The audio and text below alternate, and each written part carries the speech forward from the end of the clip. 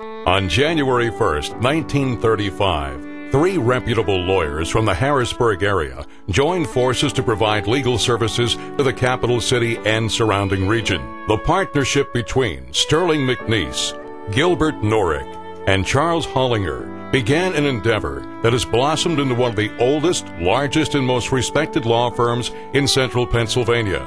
Sterling Glenn McNees was born in 1887 in the small town of Apollo, Pennsylvania. After earning his law degree from the University of Pittsburgh, McNees came to Harrisburg in 1920. He opened his own law office, and by 1931, he was ready to hire his first associate, an up-and-coming young lawyer named Gilbert Nurick. It was much more than a pure partnership. It was more like a father-son relationship. My father's father passed away when my father was in college. I think my grandfather was 56 at the time.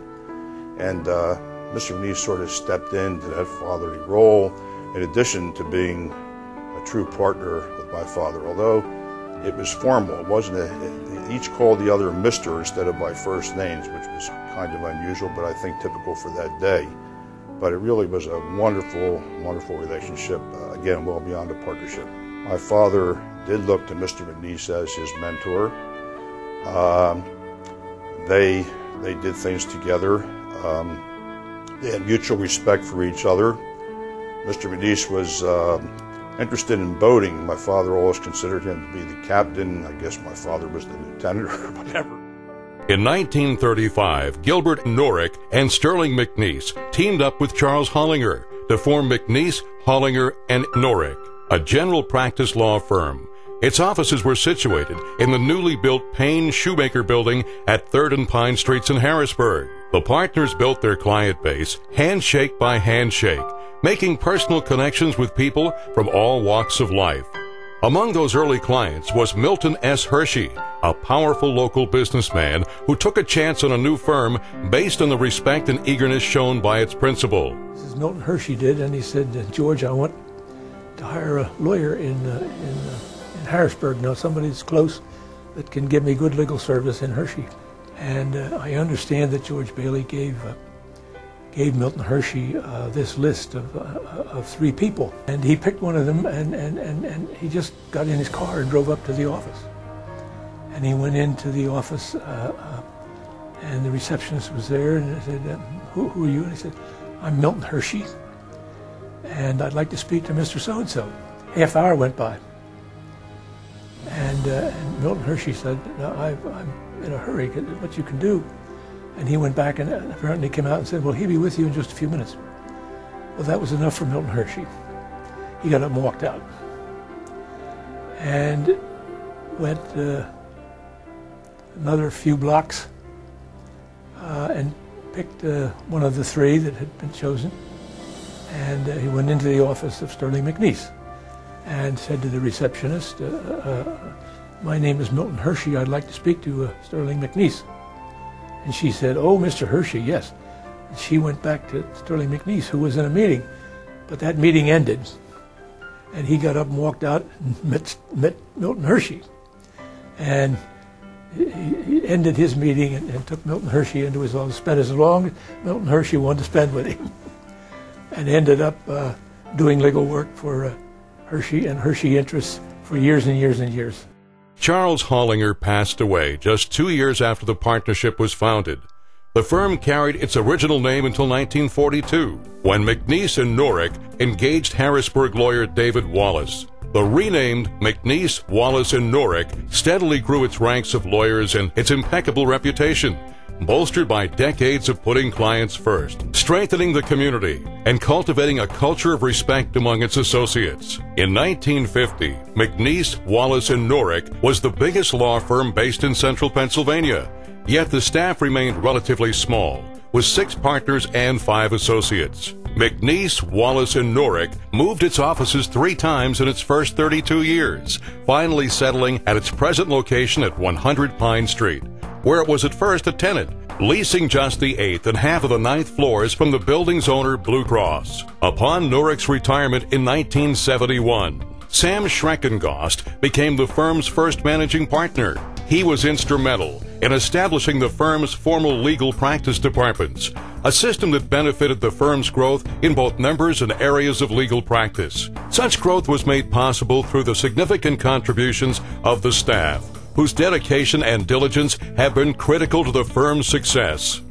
The 80s and 90s brought new work to McNees, Wallace, and Nurick in the energy field, in real estate, in the automotive industry, and in the burgeoning areas of technology and intellectual property. These specialties joined the already established practice groups in construction law, utility, business law, and the labor field.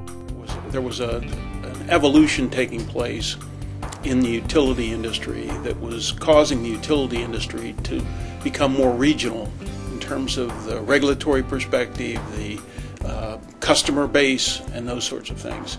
And so the evolution in the practice, the utility group practice, allowed us basically to respect that evolution and take advantage of the changes that were taking place, as I said earlier, to better serve the clients. Armed with a broader scope of services, McNees, Wallace, and Nurick began to grow geographically as well. The firm opened its largest regional office in Columbus, Ohio in 1997. McNees had never been through an expansion like that or an effort like that. We certainly had not been through it, so we learned as we went. And I think some of the things that came out of that experience ultimately helped the firm deal with other office openings in other locations as well. At least I hope so. Additional regional offices were opened in Washington, D.C. in 1996, Hazleton, Pennsylvania in 1998, State College, Pennsylvania in 2002, and Lancaster, Pennsylvania in 2004. But above its physical presence or broad scope of capabilities, McNees, Wallace, and Nurick had augmented its dedication and service to the community. Quietly and without fanfare, attorneys and staff have given their time and talents graciously and generously to further the goals of countless organizations and boards. Whether through the community or the profession, or both, some of Harrisburg's brightest gems have on their foundations the fingerprints of this law firm. Every year, the firm presents a deserving McNees, Wallace, and Nurick attorney with the Gary Yankowski Award for demonstrating a commitment to client service, the community, and the firm. Named for the former associate who died unexpectedly at age 35. The award honors Gary's professional principles and selfless commitment to helping others. When we established the Gary Yankowski Award, we felt that we wanted to honor one individual from the firm every year that exemplified the way Gary lived his life and approached his practice.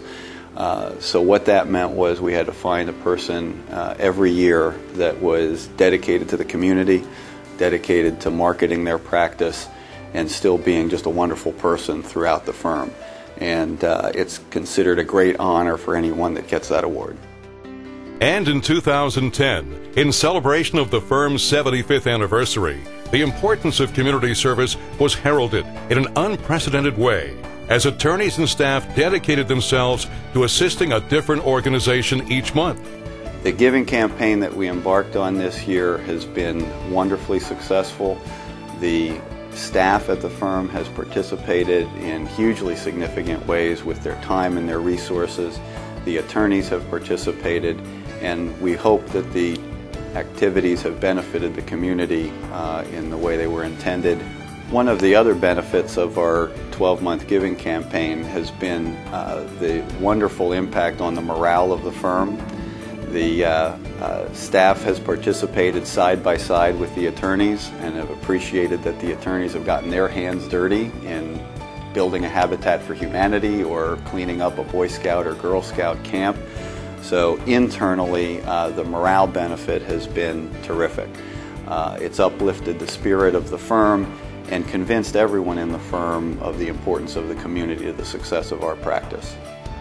This far-reaching effort follows the example Sterling McNees and Gilbert Nurick set decades ago as they juggled professional obligations with civic ones, ever mindful that both business and community must be cultivated side by side, as neither thrives without the other. Mr. McNees, my father, represented a lady who didn't have low means, financial means, and in a car accident. personal injury case, and they got a very nice verdict for the lady and were entitled to a very nice fee back in what it would be back in those days. And I remember my father said they looked at one another and said, "Are you thinking what I'm thinking?" They said yes. They didn't charge her. So I think that's been the way this firm has been. It's been a very caring firm throughout the years. The firm's founding fathers bestowed upon their successors the keys to the future with one simple creed, outlined by McNees himself in 1954. And now we come to the cornerstone on which reputation is built. It is conscientious and successful service to the client. Subsequent leaders have worked through decades of change, relying on the principles of integrity and client service that McNees had so carefully crafted. There is a unity of purpose at McNees, Wallace, and Nurick, and that purpose is putting clients first. McNees' dedication to putting clients first is a collaborative effort, made possible by the culture of inclusiveness that pervades the McNees offices. Success is measured in collective terms, not singular ones, with attorneys and staff working together for the greater good. In the 75-year history of McNees, Wallace, and Nurick, there have been hundreds of lawyers, thousands of clients, and countless transactions and legal proceedings in courts and agencies. But there has been only one purpose, one agenda, one overriding ideal that has carried this law firm from its infancy as a three-man team in Harrisburg to its present position as an influential, multifaceted firm that stretches well beyond Pennsylvania's borders. That purpose is clients first, and it will carry McNees, Wallace, and Nurick with integrity and conviction through many more anniversaries to come.